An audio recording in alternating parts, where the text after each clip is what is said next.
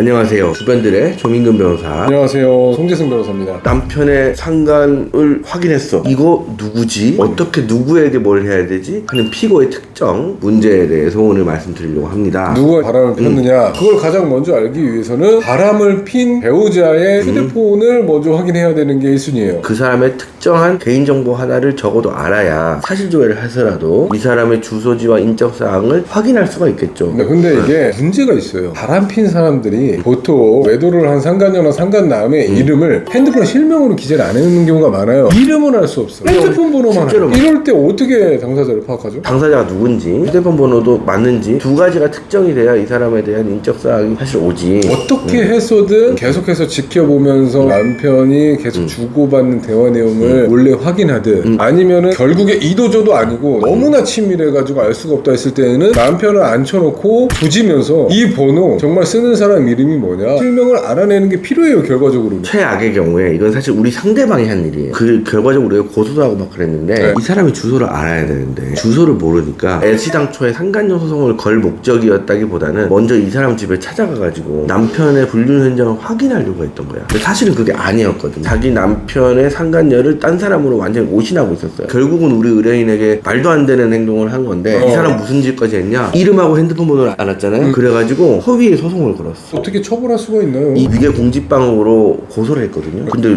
무혐의가 나왔어요. 위계 공직방이 되기가 쉽지 않을 것 같아요. 사실 어떻게 보면은 그 대형 소송을 걸어가지고 뭐 주소를 파악한 게 사실 그 절차 진행에 관련해서 비용이라던가 법원에서 드리는 수수료 이런 거 다 내고 진행하잖아요. 전자소송으로 다 들어가서 확인을 했거든요. 증거는 아무것도 안 낸 거야. 또 사문서 위조나 행사 이런 건 또 되지 않았어요. 주소만 알기 위해서는 사실 증거 제출 안 하죠. 근데 사실 이건 문제가 엄청 있지 않나? 우리는 그 사람하고 아예 모르는 사람이거든. 실제로는 없더라도 저 사람의 주소를 어떤 방식으로든지 알 수 있잖아. 그래서 실제로 찾아왔어요. 사실 거의 범죄에 가깝거든요. 또 부적절한 행위긴 하네. 네. 외도를 한 사람이 상대방한테 선물을 보내면서 그 사람의 인적사항이 기재해놓은 주소라든가 이름을 파악할 수도 있어요. 뭐 그런 게 있다면 사실 거의 그건 파악이 된 거죠. 또 어떤 상황이나 어떤 방법이 있을까요? SNS라든가 이런 쪽에다가 두 사람이 사랑을 하는 그런 내용을 막 올려놓기도 하고 그런 경우 사실 많거든요. 그리고 또 어떤 경우가 있냐면은 그 외도를 했던 사람으로 확정되는 연락처 있죠. 그 사람한테 전화해서 여자를 조지는. 너 이런 거 다 알고 있다. 통화녹음 다 있다. 너 이름하고 어디 사냐 이런 거 솔직하게 얘기하면 내가 책임 묻지 않겠다. 내 남편한테만 책임을 묻고자 하는 것이다. 이름하고 인적사항을 파악하는 경우도 있었습니다. 실제로 이런 경우 있는데 근데 사실 이걸 전화를 받아도 잘 대답을 안 해주겠죠. 근데 정말로 이름을 모르고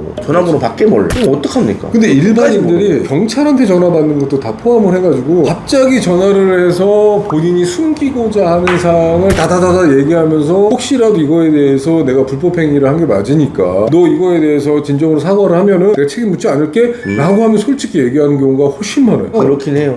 이럴 우려가 있어요. 내가 충분한 인증 자료나 이런 것들을 제출하지 않은 상태에서 이 여자가 내 남편이랑 바람 폈으니까 인적사항 공개해 주세요라고 하면 법원 입장에서는 이 정보만 가지고 이걸 까면 뭐 개나 소나 다 알려달라는 거야? 이렇게 생각할 수 있으니까. 법원 측에서 핸드폰 번호만 알고 사실조회를 매끄럽게 보낼 수 있도록 하기 위해서는 충분한 사실 주장과 그렇죠. 입증 자료의 제출이 필요할 것 같아요. 그렇게 해가지고 사실조회를 했어. 통신사에서 보내주면 다행인데 야 너는 이 정보 가지고 내가 안 해줄 수도 있어. 실제 이런 경우에는 문서 제출 명령은 법원에서 보내면 상대방이 이거 문서를 꼭 제출해야 돼. 그러니까 그 문서라는 거는 핸드폰 번호를 사용하는 사람의 인적사항이 되겠죠. 그걸 받은 제3자로서의 통신사에서는 당연히 회신을 줄 수밖에 없으니까 그런 것까지 활용해 봐야 되겠죠. 실제로 우리가 소송 제기하기 전이기 때문에 바람 피는 건 분명히 확실하고 인적사항은 절대 모른다. 이런 경우에 사실 흥신소에 맡기는 경우도 있어요. 그렇죠. 그럴 수도 있죠. 실제로 흥신소에 맡겨가지고 두 사람이 만나는 장면이라든가 그 사람의 집 위치라든가 이런 것들을 따오는 그런 경우 사실 굉장히 많아요. 근데 이런 경우에는 흥신소에다가 이 사람의 인적사항을 확인해달라고 요청을 하는 경우도 있고 두 번째로 얘네들이 바람 피는 건 확실한데 내 배우자가 핸드폰도 못 가겠고 증거가 아무것도 없어가지고 증거를 수집하기 위해서 흥신소에서 뭘 좀 해주세요 라고 요청하는 경우가 사실 많죠. 그렇죠. 맞아요. 불법과 합법의 그 경계선을 넘나들기 때문에 직접적으로 뭐 진행하지는 않는데 저희가 알아본 바로는 2주일에 200만 원 선에서 계속 쫓아다니면서 소재를 파악한다고 하더라고요. 그래서 실제로 저희한테 오시기 전에 흥신소를 통해 가지고 소재 파악하고 바람 피는 것까지 다 포착을 하신 다음에 그걸 증거를 가지고 문의를 주셔가지고 소송을 진행하는 경우도 있었습니다. 와, 이것까지 말씀 말씀했으면 소재기 전까지는 완벽하게 당사자 특정을 위해서 어떻게 하는 경우가 있느냐 불법적인 영역까지 다 말씀드린 것 같습니다. 오늘 촬영 여기까지 할까요? 구독과 좋아요 눌러주세요.